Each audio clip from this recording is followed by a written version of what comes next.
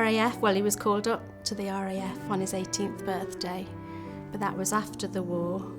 But most of his stories that he can remember now are about his time in the RAF, because I think he was a bit of a Jack the lad. I think he was always in trouble.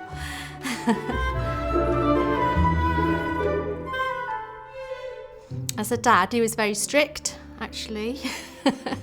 And I was the only girl, so he was stricter with me. Very musical, always trying to get us to play instruments. Failed with me, but managed with my two brothers. But yeah, he was a good dad.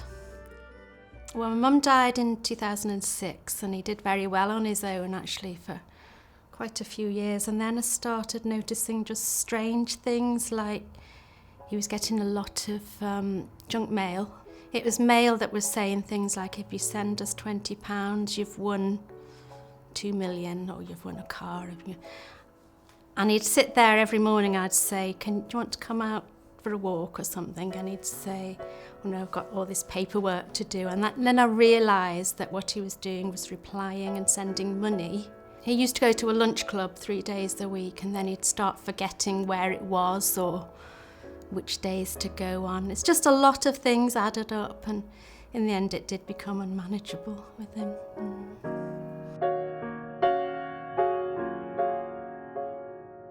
His dementia is called vascular dementia, and I believe what happens with that is they can go along on a level for a long time, and then suddenly you'll see that he's taken a turn down. It's definitely getting worse. Ken is a lovely individual, a character.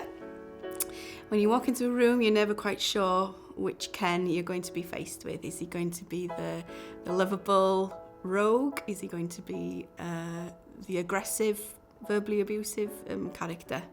He's present, he walks around a lot, and when he's not having a good day, he has a lot of impact on very many people. So that's one of the reasons why I've campaigned to continue long-term music therapy with Ken.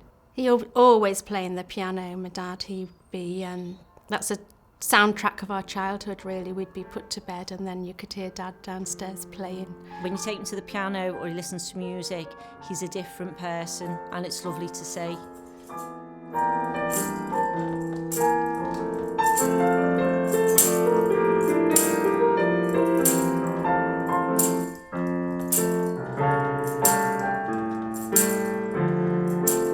Once he knows he's on his way to music therapy, or he sees the piano, he knows instinctively what to do. He often thinks that I'm here to judge him, possibly, because he's always he's a different persona when he comes to play the piano. I think he sees his role as entertaining me, and will often ask, how was that?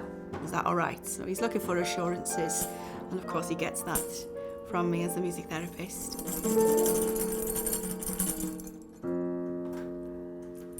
It was wonderful, Ken. Was it all right? Gorgeous. Good.